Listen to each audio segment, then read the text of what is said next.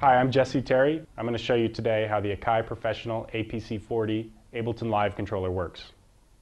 The clip launch section gives you an 8-track by 5-scene control over live session view, which can be expanded with the bank select and shift buttons. A ring around the clips in live session view shows you where you are in the set.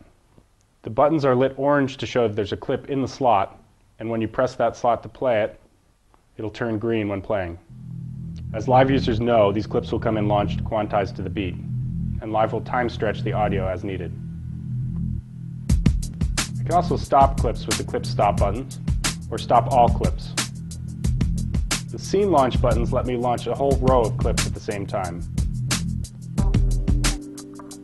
If I want to move to different parts of my session view, I can use the bank select and shift buttons. Pressing the bank select button moves sequentially down through the set, so I can launch new clips.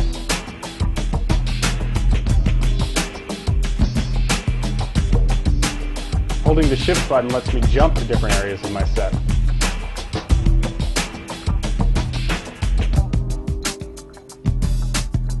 Holding the shift button and hitting a bank select button will move me around up and down by banks of 5 scenes at a time. In the mixer section, you have 8 channels plus a master fader, which can be expanded with the bank select buttons. You can also use the activator buttons to mute your tracks, or the solo buttons to solo. Solo buttons can also be used as pre-cue, along with the cue level knob. You can also arm tracks down at this section.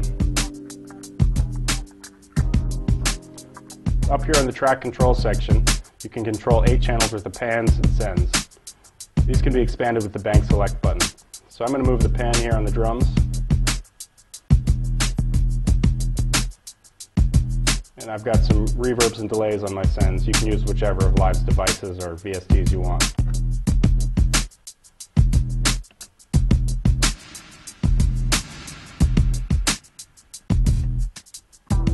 The tap tempo and nudge buttons let you sync up with either turntables or other musicians.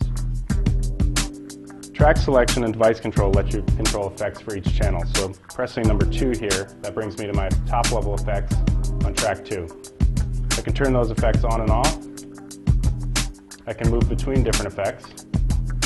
And I can also switch the views to the clip and the track. So I can see the audio that's playing. I'll go back to the device view. I'm going to go over to the master fader here and try out some DJ effects I've got set up. You see those knobs automatically linked to that selected device.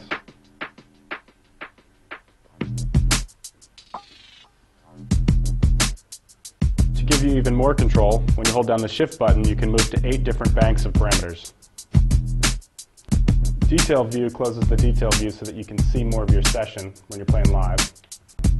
Record quantization and MIDI overdub are good for working in the studio, same with metronome.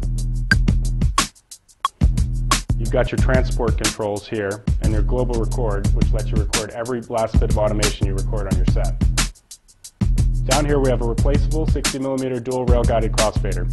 In Live you can set any of your tracks to A or B channels, so you could move between, say, 2 different drum parts. APC40, the world's first dedicated Ableton performance controller, only from Akai Professional.